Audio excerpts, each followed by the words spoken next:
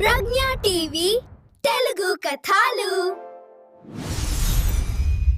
అమ్మా ఈరోజు కూడా ఆ ఫోన్లో కార్టూన్స్ చూసి చూసి బోరు కొడుతుందమ్మా. ఏదైనా కొత్త కథ చెప్పవా? సరే ప్రజ్ఞ, నీకు ఒక కథ చెప్తాను. ఇది అభి అనే అబ్బాయి కథ. అతను అచ్చం నీలాగే ఫోన్లు కంప్యూటర్లనే తన ప్రపంచం అనుకునేవాడు. అభి కూడా నాలాగా గేమ్స్ ఆడుతుంటాడా అమ్మా? అవును ప్రజ్ఞ, హైదరాబాద్లో ఒక పెద్ద అపార్ట్మెంట్లో ఉండేవాడు. గదిలో లైట్లు ఆఫ్ చేసి కంప్యూటర్ ముందు కూర్చొని రోజంతా గేమ్స్ ఆడుతూనే ఉండేవాడు. అతని చుట్టూ కేవలం chips packets, cool drink bottles మాత్రమే ఉండేవి. పాపం బయట సూర్యుడు వస్తున్నాడో వెళ్తున్నాడో కూడా తెలియదు. ఒకరోజు వాళ్ళ తాతయ్య ఊరు నుంచి వస్తే కనీసం పలకరించడానికి కూడా ఇష్టపడలేదు తెలుసా? అయ్యో తాతయ్య బాధపడతారే. అవును ప్రజ్ఞ, అందుకే ఒకరోజు వాళ్ళ ఇంట్లో కరెంట్ రిపేర్లు ఉండటంతో అమ్మ బలవంతంగా అభిని తాతయ్యతో కలిసి ఊరికి పంపించింది. అభి వాళ్ళ తాతయ్య కారులో వెళ్తూ ఉన్నారు. ఊరు దగ్గర పడే కొద్దీ ఫోన్ సిగ్నల్స్ కాస్త పడిపోవడం స్టార్ట్ అయ్యాయి. అంటే నెట్ రాదా అమ్మా? మరి అభి ఏమన్నారు? అభి ఏడ్చేసినంత పని చేశాడు. తాతయ్య, ఇక్కడ ఇంటర్నెట్ లేదు, నేను చనిపోతాను అని అరిచాడు. అప్పుడు తాతయ్య నవ్వుతూ, అభి, ఇంటర్నెట్ లేకపోతే చచ్చిపోర్రా, నిజంగా బతుకుతారు. ఒకసారి కిటికీలో నుంచి బయటికి చూడు అని పచ్చని పొలాలను చూపించారు. మరి అక్కడ అబ్బికి బోర్ కొట్టలేదా అమ్మా?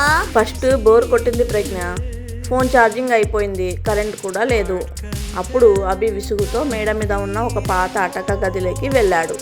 అక్కడ తాతయ్య ఒక పాత పెట్టెను తుడుస్తూ కనిపించారు. రా అభి, నీకు నా చిన్నప్పటి ఫ్రెండ్స్ లిస్టు చూపిస్తాను అని పిలిచారు. ఫ్రెండ్స్ లిస్టా? అంటే ఫేస్బుక్ లాగా అమ్మా? కాదు ప్రజ్ఞ, ఆ పెట్టెలో పాత ఫోటోలు, గోళీలు, చినిగిపోయిన బొమ్మల పుస్తకాలు ఉన్నాయి. తాతయ్య ఒక మాట చెప్పారు. అప్పుడు మాకు లైక్స్ లేవు అభి, కౌగిలింతలు ఉండేవి. ఫోన్లో కమెంట్స్ లేవు, ఎదుటి వారి కళ్ళలో చూస్తేనే సమాధానం దొరికేసేది అని అభి వాళ్ళ తాతయ్య అన్నారు. అంటే తాత చిన్నప్పుడు ఫోన్స్ లేవా అమ్మా? అప్పుడు ఫోన్లు లేవు ప్రజ్ఞ. అప్పట్లో మేమంతా మధ్యాహ్నం బావి దగ్గర ఈత కొట్టేవాళ్ళం. ఒక్క ఫోన్ కాల్ చేయాలంటే కిలోమీటర్ దూరం నడిచి పీసీఓకి వెళ్ళేవాళ్ళం. అందుకే ఆ 3 నిమిషాల మాట కోసం వారం రోజులు ఎదురు చూసేవాళ్ళం. ఆ మాటకి అంత విలువ ఉండేది. మరి అబ్బి ఊరి పిల్లలతో ఆడుకున్నాడా? బాగా ఆడుకున్నాడు. తర్వాత రోజు ఊరి పిల్లలు కర్రా బిల్ల ఆడుతుంటే తాతయ్య అభిని కూడా పంపారు. మొదట అభి భయపడ్డాడు, కానీ ఒక్కసారి ఆ కర్ర గట్టిగా కొట్టినప్పుడు తనకెంత సంతోషం వేసిందో. అతని చేతిలో ఫోన్ లేదు, కానీ ముఖంలో వెలుగు కనిపించింది. అప్పుడు తాతయ్య అన్నారు, చూసావా అభి, ఇందులో గ్రాఫిక్స్ లేవు కానీ అసలైన గెలుపు ఉంది అని. అభి తాతయ్య వాళ్ళ ఊరిలో పిల్లలతో చాలా బాగా ఆడుకున్నాడు. తర్వాత రోజు అభి సిటీకి వెళ్ళడానికి రెడీ అయ్యాడు. అభి వాళ్ళ తాతయ్య కారులో వెళ్తుండగా దారిలో ఉన్న ఒక అడవి దగ్గర కారు ఆగిపోయింది. గ్రేట్ కదా అమ్మా. కానీ అడవిలో కారు ఆగిపోయినప్పుడు ఏమైంది?